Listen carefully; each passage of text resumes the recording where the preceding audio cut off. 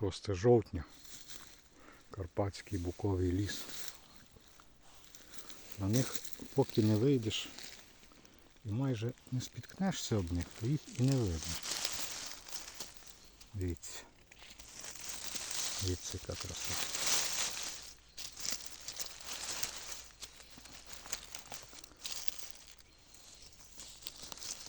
Класно.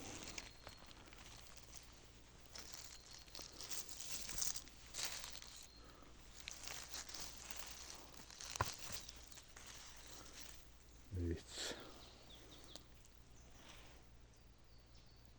Краса неймовірна.